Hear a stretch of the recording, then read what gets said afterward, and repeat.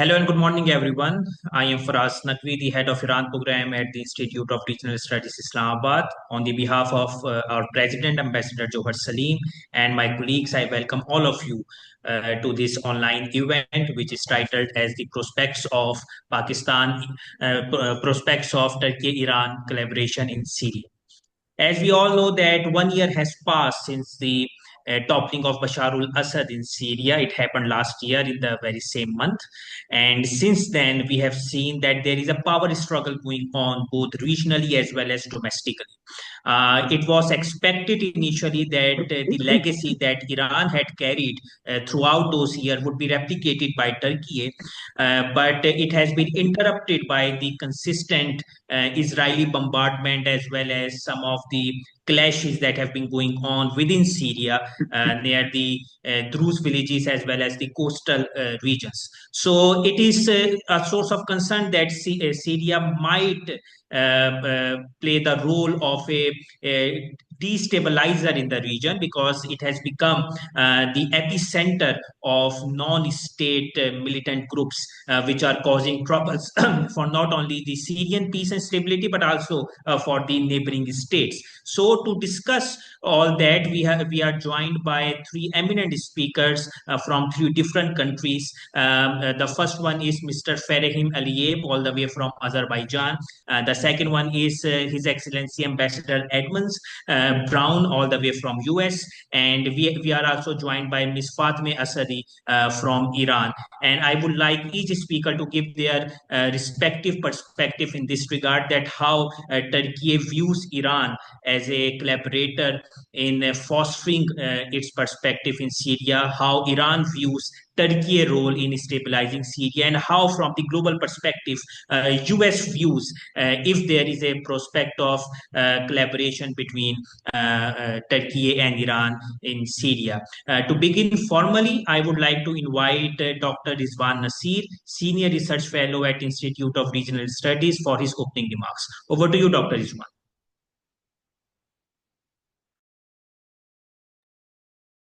Dr. Rizwan, your mic is off. Thank you, Faraz. Thank you so much for the introduction and going an introduction of today's event. Good morning, everyone. Mr. Ferahim Eliyev, Research Fellow, Crescent Research Center, Azerbaijan.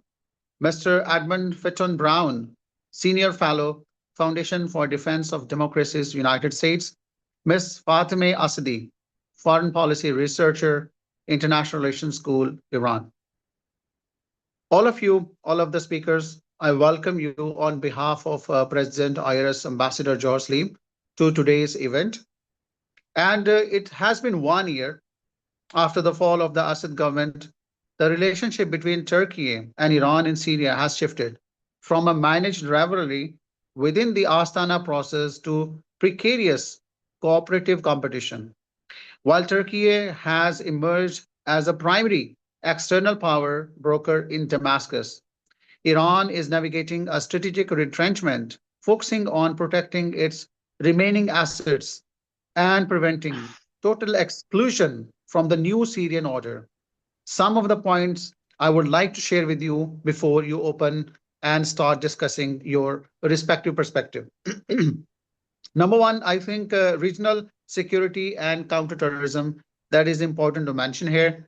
Both nations, they share an existential interest in preventing permanent autonomous Kurdish state in northeast Syria, leading to occasional intelligence sharing despite their differing views on the new Damascus administration.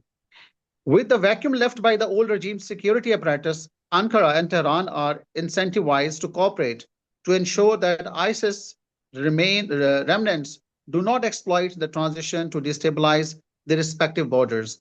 Iran and Turkey find common ground in opposing Israeli military incursions into southern Syria, which both views as an infringement on Syrian sovereignty and a threat to regional stability. A major friction point remains the presence of Iranian-backed militias. Turkey seeks their total exit to stabilize the new government, while Iran views them as its last remaining insurance policy in the Levant. This is the possible factor which could bring both Ankara and Tehran to mutually manage their interest without harming the other. I would like to mention the last point here, then I would like Mr. Fras to continue moderating our today's session. The last point I would like to highlight is the geopolitical influence and diplomacy. The original Astana trio, which is Russia, Turkey, and Iran, has evolved. With Russia distracted by Ukraine and Iran weakened, it is now more of a Turkey-led arrangement. However, in managing the domestic crisis and ensure the stability and continuity of new Syrian regime, Ankara needs Iran's experience since it has the legacy in Syria. In doing so, Turkey also pressures the Ahmed al-Sharaz government to maintain a pluralistic stance to avoid a new sectarian civil war. Turkey fears that if her hardline stance persists, it could initiate a new era of conflict and instability would prove beneficial for Iran. Hence, it is important to cooperate cautiously instead of compete openly. Ultimately, both powers are seasoned practitioners of realpolitik. They are likely to keep their Syrian agreements from spilling into the direct bilateral conflicts, choosing instead to trade concessions in Syria for cooperation in the Caucasus or Iraq. With this, I would like to thank today's speakers and the participant. And I look forward to a very fruitful discussion from our eminent speaker today. With this, I once again welcome all of you in today's event. And Mr. Faraz, thank you so much, and you can continue onwards. Thank you. Thank you so much, Dr. Rizwan, for your opening remarks. Before formally opening the session, I would request each speaker to curtail their speech for a minimum of 10 minutes so that we might have much time for question and answer session. And I would like to request each participant to kindly type their questions in the chat box that would be read Yeah. out on your behalf by me. So coming on to my first speaker, Mr. Ferahim Eliyev.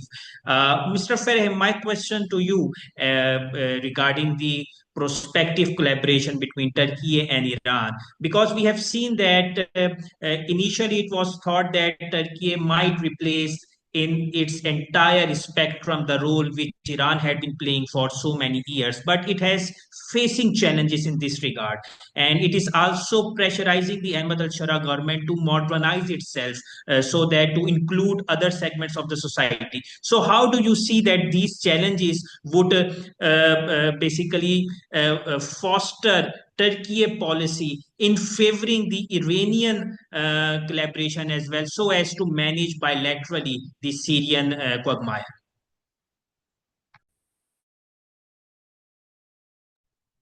Kindly open your mic, Mr. Ferre. Sorry. Thank you very much for inviting to discuss.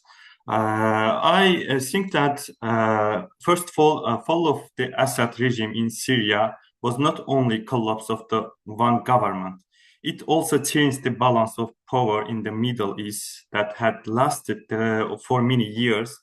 One of the main pillars of the regional order was broken. Iran was affected the most, but the new situation also made Turkey's Syria policy more complex. Syria is not just neighbor for Turkey. It has become very important for its security and geopolitics. Today, Turkey faces several problems in Syria. First, it wants to help stabilize in the new political authority. The fall of Assad created a power gap, and many armed groups and foreign actors increased their influence. Second, Turkey wants to neutralize Kurdish armed groups connected to PKK, PYD, especially to secure strategic areas in northeast Syria. Third, Israel's airstrike increased instability and directly threatened Turkey security. First, Turkey must keep a careful balance with the US, Russia, and other regional actors. In this situation, main question is, can Turkey cooperate with Iran? From Turkey's point of view, the answer is not fully yes or no. Turkey wants to manage its relationship with Iran based on the political competition and necessary coordination, not ideology or history. This approach follows strategic pragmatism and realpolitik. It looks at the regional and global power balances. Iran's position in Syria is weaker now, currently, you know that. For many years, Syria was important for Iran. It was a defense line against Israel, a land corridor to Hezbollah, and ideological support. But several factors weakened this position. Israel airstrikes hit Iran's military infrastructure, Hezbollah suffered losses, Russia focused on Ukraine, and Iran had economic and political problems. This limited Iran's resources in Syria. For Turkey, this is strategic and physiological turning point. Turkey no longer sees Iran as a strong, unstoppable rival. It sees Iran as a weaker actor that must adapt to new regional realities. This creates opportunities for dialogue. Turkey can work with Iran to manage regional change instead of excluding it. In other words, Turkey tries to protect its interests by cooperation with weakened rival. Diplomatically, Turkey has room to act. It uses its relations with the West and NATO to present itself as a reliable mediator between Iran and Iran's rivals. This matches Saudi Arabia's efforts to avoid military conflict and prompt nuclear negotiations. For example, Turkey foreign minister visited Iran at the same time as Saudi deputy foreign minister. This shows coordination, and the regional actor watch Iran closely. Israel also is very important in the territory. Turkey sees Israel military action in Syria as serious threat to regional stability. Israel's military advantage could weaken the new Syrian government and create chaos. This would endanger Turkey's security plans. So Turkish officials in Iran said Israel is biggest threat to regional stability. Here, ideology is less important practical security than practical security. Israel action gives Turkey a platform to coordinate with Iran in specific situation. This is not deep allies. The main goal is to protect common interest and manage crisis in Syria. A limited coordination with Iran is strategic tools for Turkey. Turkey believes that excluding Iran could allow Iran to act destructively, including influencing Kurdish groups and religious minorities. Dialogue and coordination keep Iran action predictable and under control. However, this cooperation is limited. Turkey doesn't want to strategic alliance. It doesn't not want to risk relation with the US and uses US mediation to reduce tension with Israel. Turkey prefers intelligence diplomacy, indirect canals, and international mediation rather than direct confrontation. This helps Turkey protect its NATO and US relation while keeping maneuver space in region. Economically is also very important. Despite sanctions, Turkey and Iran want to increase trade, continue energy cooperation, extended gas contracts, and active border crossings. These economic ties create mutual dependence, but they are not the main reason for political cooperation. After Assad, this cooperation is important to manage regional change. Turkey wants to create a more predictable balance of power in Syria. The main priority is building Syria, creating security mechanism and protect national interest on northern and northeastern borders. Turkey sees cooperation with Iran not because of ideology, but because of new balance caused by a weaker Iran. This cooperation is possible, but limited, practical, and conditional. Turkey's main goal is the pretend uncontrolled escalation in Syria, keep Iran within the system, and avoid crisis with the US and Israel.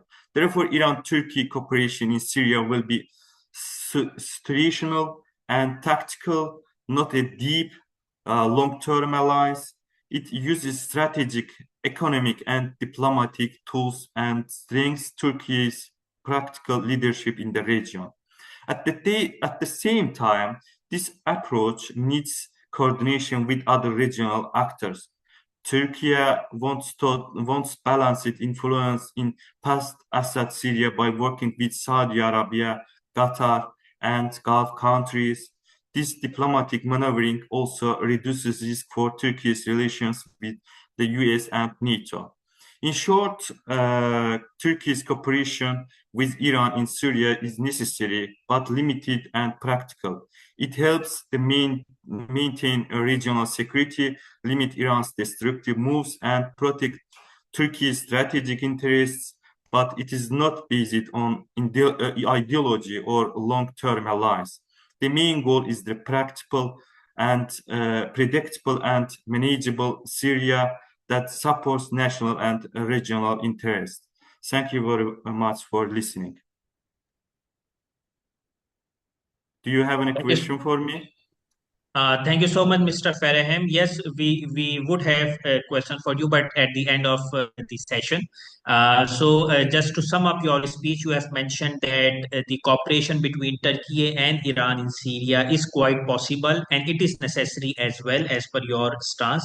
It is to make Syria, to manage a Syrian crisis, as well as to integrate the Syrian society, not to become a threat to any other regional states. But at the same time, that cooperation would be limited so as not to infuriate the US and Israeli interest.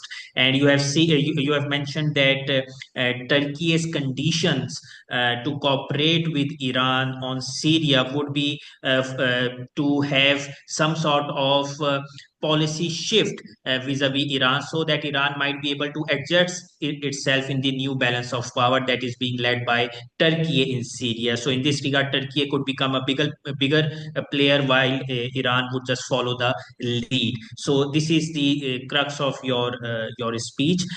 Coming on to our second speaker, Ambassador Edmund Fitton-Brown. He is the senior fellow at Foundation of Defense of Democracy USA, and having the rich experience of diplomatic assignments across the Middle East. And you have also served in the United Nations Security Councils in this regard. His Excellency, Mr. Edmund, my question to you is that when Bashar al-Assad government fell last year, from the US perspective, it was basically the end of the Iranian influence in Syria, and it was basically it enabled US and its allies in the region to be much more assertive in the region, to basically encircle or to contain Iran. But if Turkey decides to cooperate with Iran in Syria, do you see that it would create a source of concern for the US? Because in this way, Iran might get another opening inside Syria, which the US definitely does not want to have. Thank you. Well, I think the first point that I would make is that Turkey certainly has the upper hand in Syria. Iran bet very heavily on the Assad regime, and they lost that bet. Most Syrian Sunni Arabs, the majority population of the country, will not quickly forget being under the Iranian yoke, bossed and abused by the IRGC and Lebanese Hezbollah. Turkey backed al-Jilani who is now the interim president, al-Shara, and his victorious HTS coalition. So that's what I mean when I say that between Turkey and Iran, Turkey definitely has the upper hand in Syria. In other respects too, Iran lost out badly over the period since Hamas's attack on Israel on the 7th of October 2023.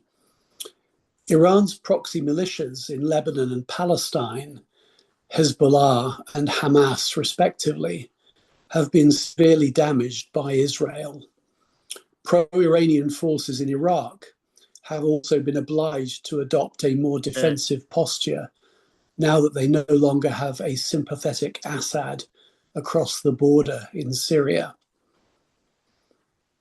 There is talk of the Shia Crescent orchestrated by Iran being replaced by a Sunni Crescent orchestrated by Turkey, or maybe one should say a Muslim Brotherhood Crescent, as any Turkish group of like-minded nations would certainly not include the Kingdom of Saudi Arabia or the United Arab Emirates as participants.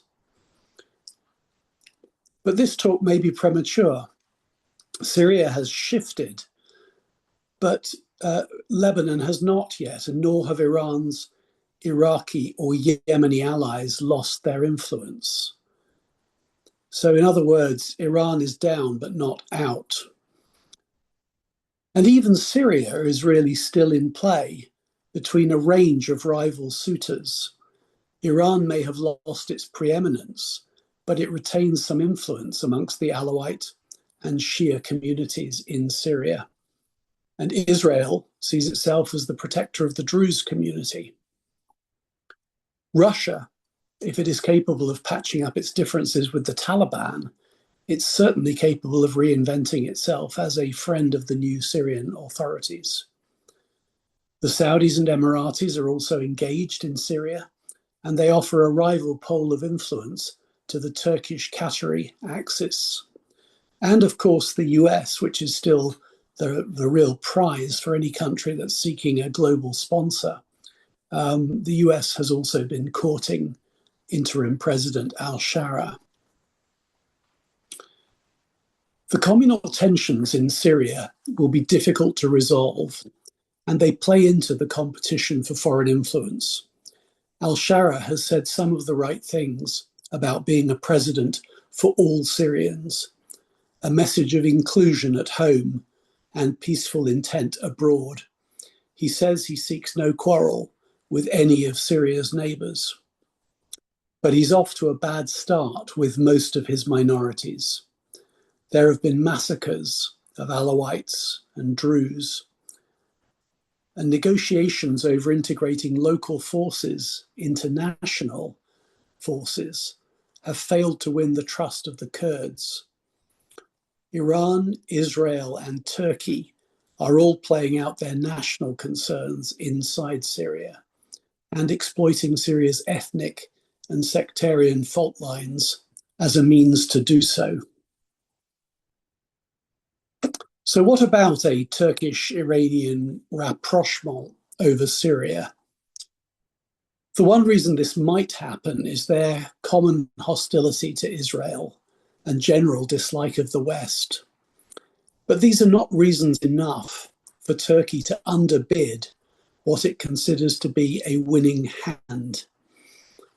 Iran would be very much the demandeur in this scenario.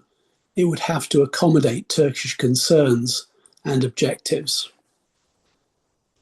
And Iran has zero credibility with the US, whereas President Erdogan has cleverly built a strong relationship with the Trump administration. His main concern will be to portray Turkey as the responsible partner in Syria and Israel as the wrecker.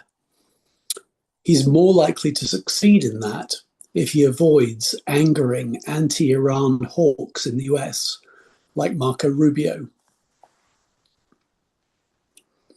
Iran's main strategic advantage is in its close understanding with Russia, which will be happy to coordinate on Syria. But both countries have already lost big. neither was capable of doing anything to save Assad, something that al-Shara will have noticed, in addition to his grievance against them for abuses against the Sunnis when Assad was in power. Turkey, despite its advantages, does face some challenges. Israel will oppose its ambitions in Syria tooth and nail, and for good reason. Turkey has imperialist ambitions, memories of Ottoman glories, and has talked carelessly about liberating Jerusalem. Turkey's and Qatar's Islamist orientation already causes misgiving in some US quarters, and that will get worse if they overplay their hand. Turkey's overbearing approach to the Kurds, who have been faithful counterterrorism partners to the West against ISIS in Syria, is also capable of alienating the Americans. And if pushed too hard, it could frustrate al-Shara's attempts to look like a credible national leader of all of Syria's communities. Managing relations with the United States has become quite an art these days. One huge advantage that Turkey has is the role of Tom Barak, the US ambassador to Ankara, who doubles as the US special envoy for Syria, and it seems informally for Lebanon too. Barak often parrots Turkish talking points on Syria. He is one of a select few US mediators and envoys on whom Trump relies. But if he fails to deliver, he has no security of tenure. So this advantage may be a temporary one for Turkey. Perhaps the last question to ask in this regard is, what are President al-Shara's options? What do success and failure look like for him? Success would be keeping the Americans firmly on board with all of the political and commercial advantages that could bring. To do that, he needs to rise to the challenge of uniting and stabilizing the country and reassuring all of the neighbors. Failure would be just enough Sunni Arab chauvinism to alienate the minorities, but not enough to keep himself safe from an ISIS or Al-Qaeda assassin's bomb or bullet. The US and others who wish Syria well should be advising him to show real leadership on issues that the Assads, senior and junior, always ducked. He needs to make progress towards an understanding with Israel. Finishing off with a return to the original question, as you can tell, I'm skeptical about the prospects for a real Turkish-Iranian rapprochement. But I do acknowledge that rival interests in Syria, particularly an international race led by Russia to ingratiate with al-Shara, and a parallel process of proxy warfare over and inside Syria, led by Israel, Turkey, and Iran, could lead to a bad outcome in Syria. That would look like perpetual civil war, from which the US might disengage in disgust, possibly having lost more troops to jihadi terrorist attacks like the one that happened the other day. And then the US might, because of that, lose the will to keep its personnel stationed in Syria. And such a scenario would certainly weaken the US position in the region, whilst others would take advantage of it to secure their narrow interests at the expense of any prospect of Syria's recovery from chaos. Thank you. Thank you so much, His Excellency, for your speech. You have rightly mentioned that Turkey right now has the upper hand in Syria, and that is quite understandable because of the losses which Iran has faced over the past 2 years. You have also mentioned that although Iran has lost Syria, Lebanon, and Gaza, but it is not completely out. It has some sort of influence over there as well, especially in Lebanon, where Hezbollah consistently refuses to disarm. You have also mentioned that not only there is a challenge of Iranian legacy, but also a rival bloc consisting of the Arab Gulf states, primarily KSA and UAE, could give a tough competition to the Turkey-Qatari alliances as well. And then there is a clash of expansionist ideology. On the one hand, there is Israel, who has already occupied Golan Heights and insistent to create a buffer zone inside the Syrian territory. And then we have the Turkish desire of the Ottoman legacy. So there is a conflicting ideologies in this regard. And if somehow the proxy warfare would erupt again inside Syria, then you have mentioned that there is a possibility that US might be willing to disengage from this jihadist narrative and all that conflict and confrontation. This would give some opening to other regional or external players inside Syria. With this, I would like to move to our last speaker, Ms. Fatemeh Asadi, who is from Tehran, and she is an expert on foreign policy of Iran and the region. And my question to you, Ms. Fatemeh, would be, how do you see the Iranian response to the current Syrian government led by Ahmad al-Shara? And do you think that there is some sort of willingness on the part of Iran to re-engage Syria, and in this regard to cooperate with other stakeholders that are currently present in the Syrian territory? Over to you, Ms. Fatemeh. Thank you, Mr. Naqvi, for organizing this online event. I guess this kind of discussions are useful and helpful to understand better countries and help to build peace in the region. Okay, but before starting my presentation, I have to say that my presentation includes two parts. The first part is about intrinsic logic of the two countries' bilateral relations. And the second part would be about the new regional logic in the Middle East after the October 7th and the regional picture, this new picture. But even before starting my first and second part of presentation, I have to mention that I guess there is kind of misunderstanding about counting the power of Iran in the region because of I guess I see some kind of miscalculation in analyses in any countries, Turkey or Saudi Arabia or even United States. When Syria was in the danger of ISI and when the half of this country was occupied by ISI and that time was a very hard time for Iran, but Iran decided to control the government of Syria. So that is why I have to say that there is kind of flexibility in Iran. It doesn't mean about losing the power or losing the influence. In the recent war between Iran and Israel, at the first day, Israel's terrored all our top generals, but Iran could rebuild itself in just 24 hours.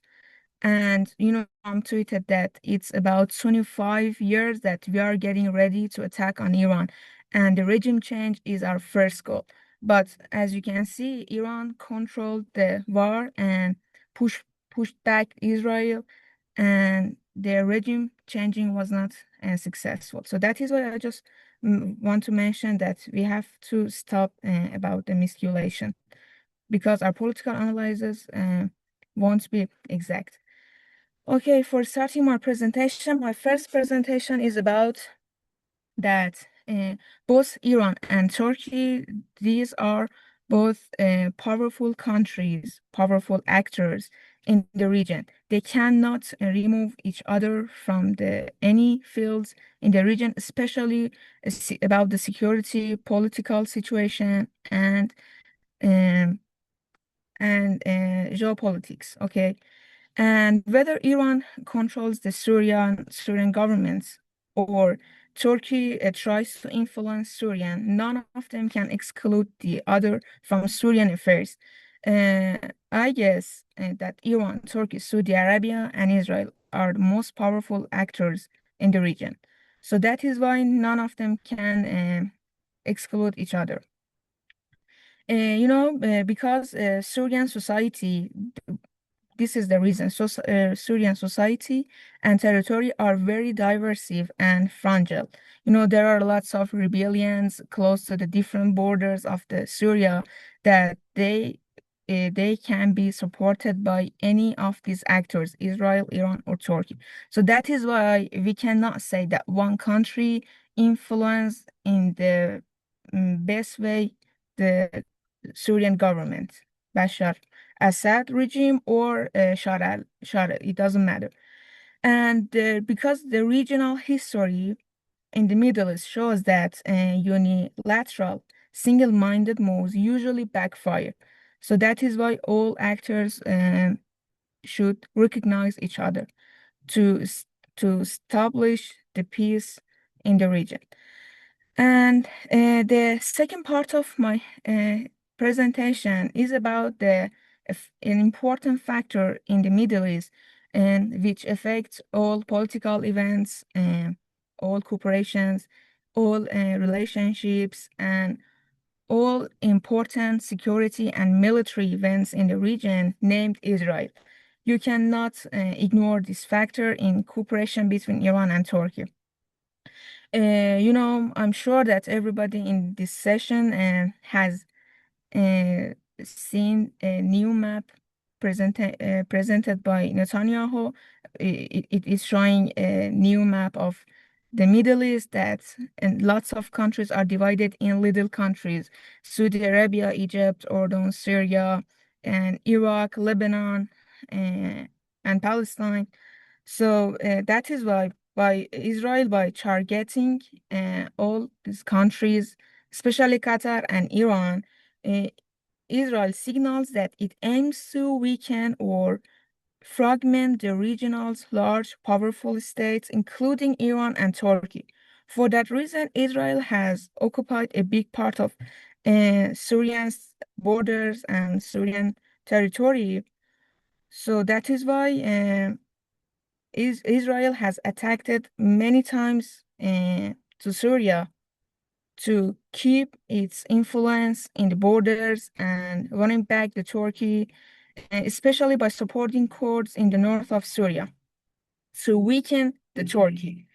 And now I think that Turkey is in a dilemma because Turkey is caught in a paradox between Israel and its NATO allies about the Syrian affairs. So Turkey national security is increasingly exposed to confrontation with Israel. In this round, Turkey was the only country in the region, Iran was the only country in the region who has recently a war with Israel, and Iran could protect itself from the regime changing and Israeli attacks. So here we achieve this question: why Turkey needs Iran? Why Turkey needs Iran, especially about the strategic cooperation in Syria, because Iran remains, I told you that Iran remains the only region actor with military capability, with political independence in decision making, because there is no ties with NATO, with Israel, even with Russia, even with China. Iran protected itself in 12 days war with Israel by its own. And that is why, importantly, Iran does not seek to partition countries such as Syria or Lebanon. I guess this is important for Turkey. Turkey needs cooperation with Iran, and many Turkish analysts share the view that Israel is freed from the Iran-Palestine issues. It may turn against Turkey and Ankara. And especially Syria. Israel wants to divide Syria in 3 parts and 3 independent countries. So my closing point are these 2 points: that the first, the greater the tension between Turkey and Israel in Syria, the stronger Turkey's need for cooperation with Iran will become. And the second point will be that Iran's immediate priorities are security, especially after war, security and rebuilding military strengths and pushing back Israel. So before fall of Bashar Assad, Iran left Syria because Iran understood that this kind of investment was not any more useful, any more helpful for the Iranian government. So that is why you have to consider a flexibility in the foreign affairs of Iran. That's not about losing influence because Iran is powerful, as you can see. In the recent war with Israel, Iran could protect itself by losing all top generals at the first day of the war. So that is why Israel is an important factor in the region. So all of actors like Turkey, Saudi Arabia, even Syria, Iraq, they have to all be careful about the danger of Israel, the existence threat of Israel to trying for achieving a useful cooperation with Iran. Thank you so much for listening to me.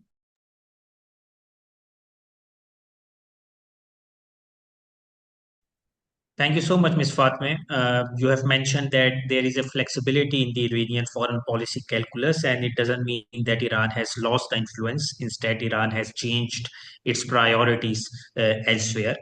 You have also mentioned that cooperation between Turkey and Iran is quite natural because both of them are the two most powerful states in the Middle East, as well as both of them are neighbors. So the proximity issue is also there, and that is why they cannot disengage the other from the Syria's affair, and because no country, as you mentioned in the past, has completely influenced Syria. Every other country requires some sort of support from the country B in order to foster its interest inside Syria, as you have mentioned. Then you have also mentioned that since Israel has the ambitious policy of fragmentation inside Syria and Israel seeks to divide Syria, which is a source of concern for Turkey. So that is why Turkey is adamant to cooperate with Iran, because Iran doesn't seek the division of Syria. And from the Iranian side, you have also mentioned that since Iranian foreign policy is right now security centric, especially after the 12-day war, so it definitely needs the diplomatic engagement as well as the cooperation at the defense sphere as well as the intelligence affair with other regional countries, primarily Turkey and Saudi Arabia in this regard. Because Turkey, Saudi Arabia, Iran, and Israel, as you mentioned, are the four most powerful states right now in the Middle East. So with this, ladies and gentlemen, our first part of the session is completed, and now I would like to move to our second part, that is the question and answer session. There is already one question mentioned in the chat box, and that is directed to you, Mr. Ferahim. I will read it to you.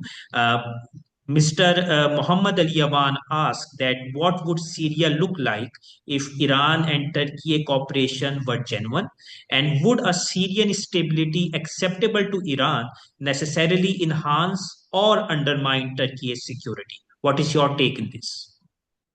Thank you very much for question. I would like to mention that if Iran-Turkiye cooperation in Syria had been a genuine, institutionalized and strategic rather than tactical and crisis-driven, Syria today would look less fragmented,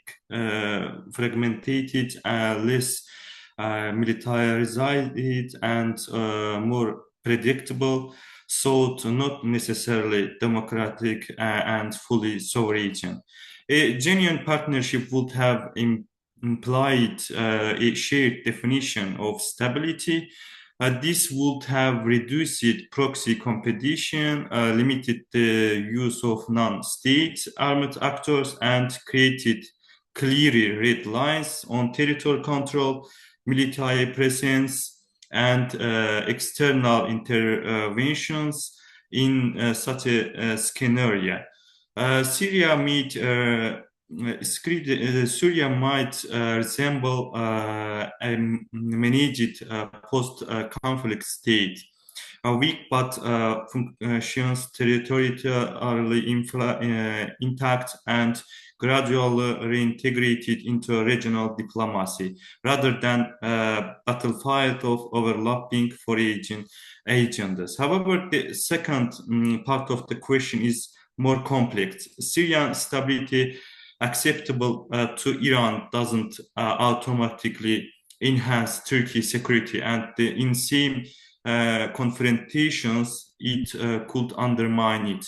For Iran, stability has historically meant preservation of friendly central authority in Damascus, secure land and logistical corridors across Syria, continued influence through aligned militaries and security structures.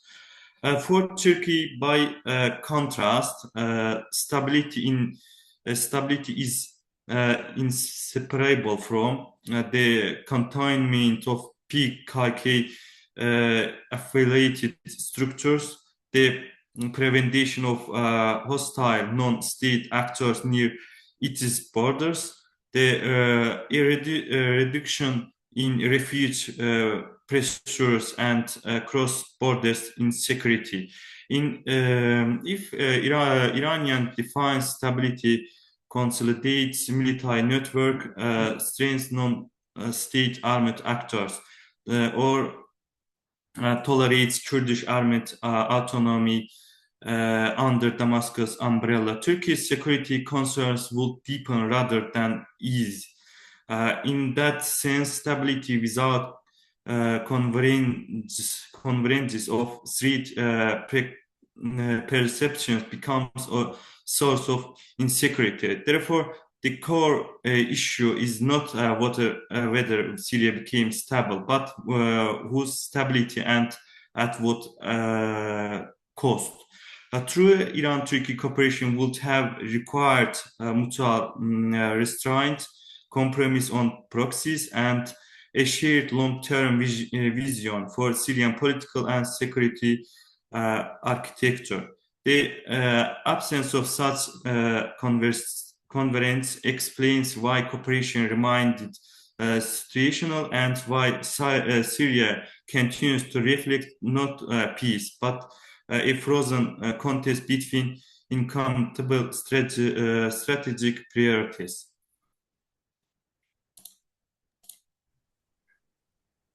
Thank you. Thank you so much, Mr. Ferahim. There is another question by Mr. Hamza Rifat, who is the head of Central Asia program here at the Institute of Regional Studies. The question is directed to you, Ms. Fatemeh Asadi. He asked that what is the current equation between Al-Shara government in Syria and Tehran? Is it an amicable one? And how do you see the involvement of relationship between the two entities after the US drone strikes on Syrian soil?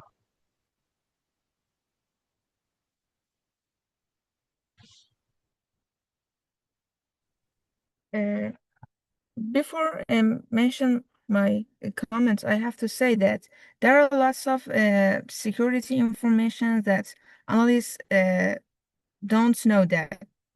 I mean, these informations could be as a secret among the government channels. But in general, I guess that still, despite removing all sanctions of Syria by US, the government of Syria is still fragile. And I guess that the more important point is to being careful about the divided Syria and prevent it by, because, you know, there are lots of occupied lands in Syria by Israel. Israel has attacked Syria in the last year more than 1,000 times.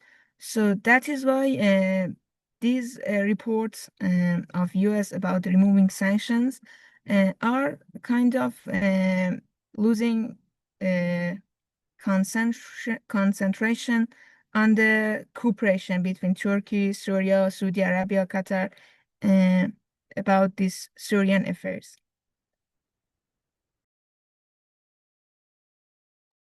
And what about the question which my colleague has asked, Mr. Hamza, that he asked from you that what is the current equation between the Al-Shara government in Syria and Tehran? Is it an amicable one? And do you see that the Iranian-Syria relations might get evolved in a positive trajectory after the US drone strikes on ISIS targets?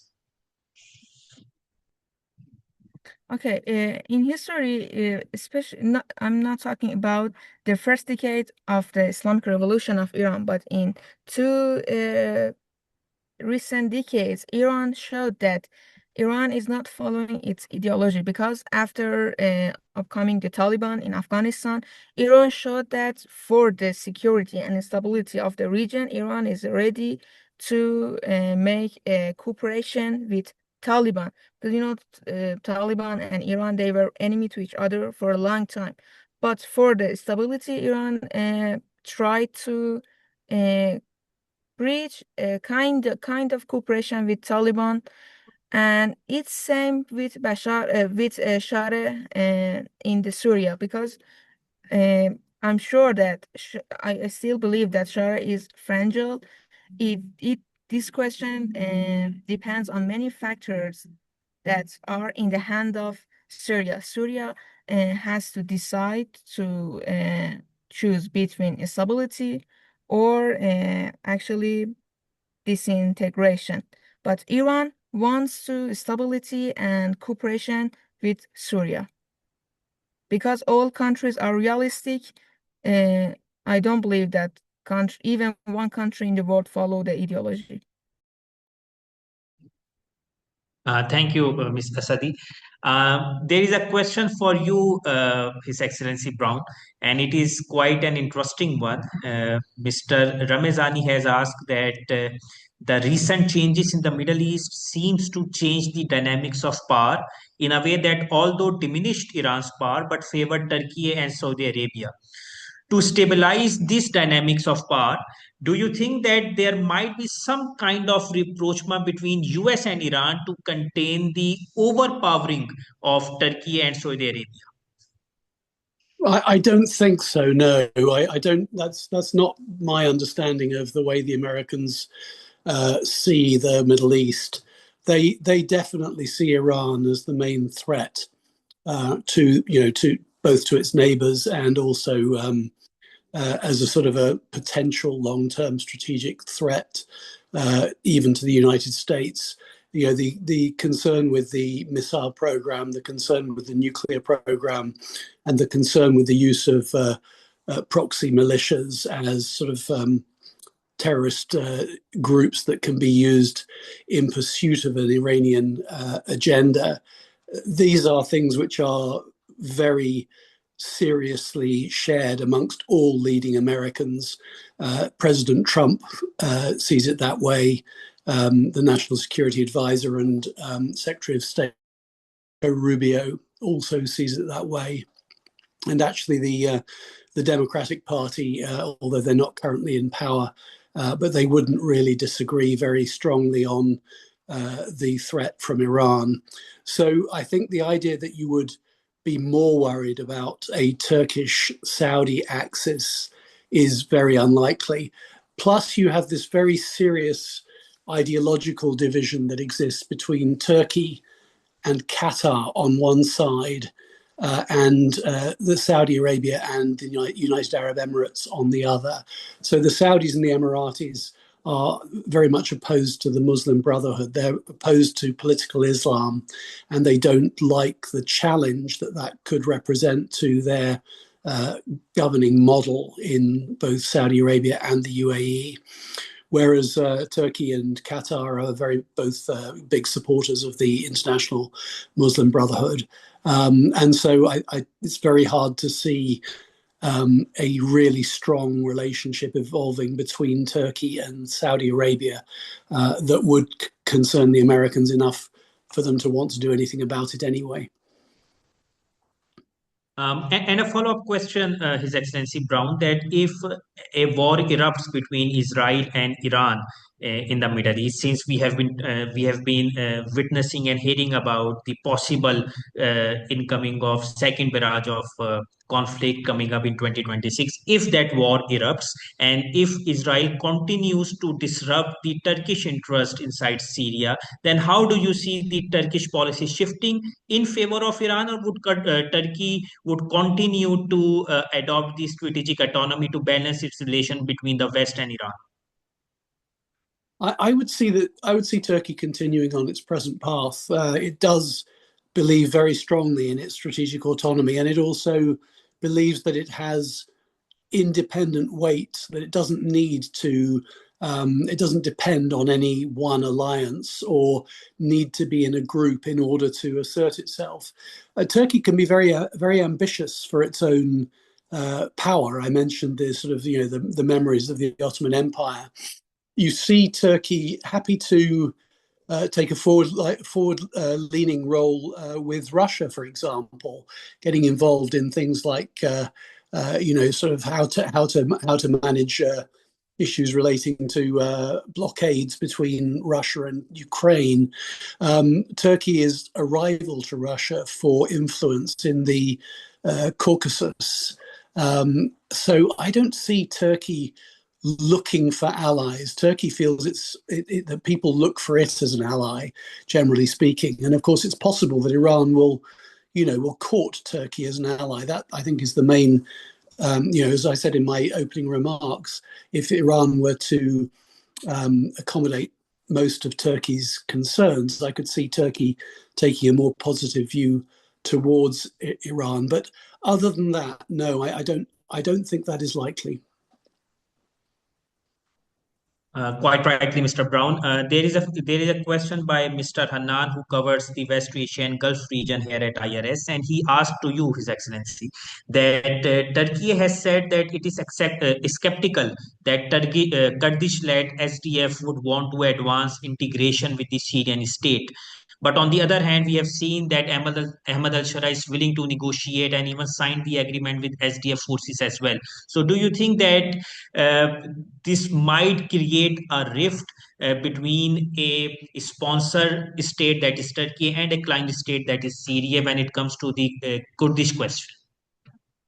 Yeah, I think that's a great point. I do think there is a potential source of tension there.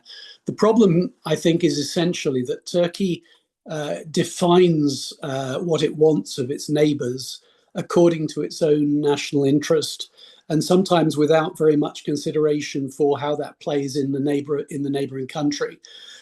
So Turkey has a very, very strong desire to prevent any form of Kurdish autonomy anywhere in the region, and certainly in Syria.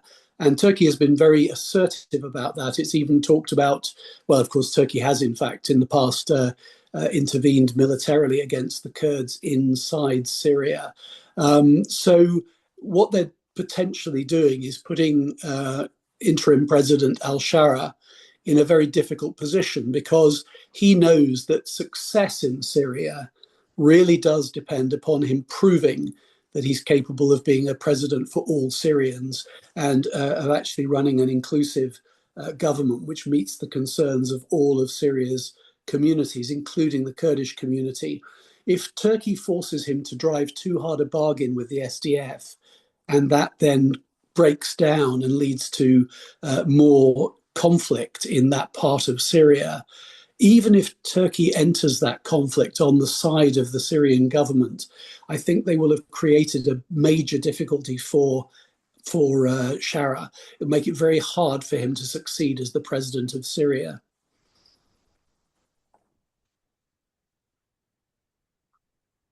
Thank you, Mr. Brown. My last question to Mr. Ferahim, since we are already short of time.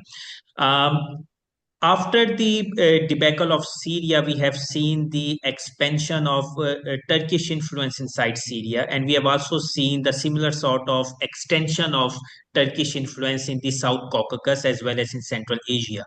So, how do you see that Azerbaijan aligns with the Turkish vision for the Eurasian territory, and how do you see it would make Azerbaijan in a bit of a quagmire because it shares the natural borders with Iran. However, its strategic ties lies with Turkey as well as Israel. I think that Azerbaijan is very important in the territorial, in the Caucasus. You know that Azerbaijan is very important and also have good relations in the territorial neighbors. And I think that Azerbaijan can affect this process. And you know that we have a relationship with Iran and also Israel, and that's why I think in the future we affect process. And you know that in the past Azerbaijan tried to connect Turkey and also Israel connect, and but in the territory is very complex. This is there is problem and other issues, and I think that Azerbaijan can create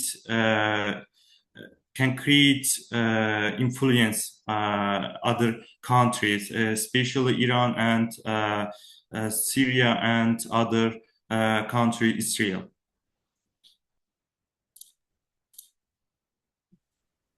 Mr. Ferahim Eliyev, His Excellency Mr. Edmund Brown, Ms. Fatemeh Asadi, thank you so much for joining this online event and sparing the time and enriching us with your points as well as insights. It was quite enriching and it carried a lot of knowledge, and certainly I am sure that audience would have a lot to learn and to discuss further about this issue. There are some conflicting, or I would say there were some difference of opinion, but that is all right. This is why we arrange these events to get a different perspective from different speakers from different regions. So once again, on the behalf of our President Ambassador Johar Salim, as well as all of my colleagues here at Institute of Regional Studies, I thank you to all the speakers as well as all the audience for joining us in this online event.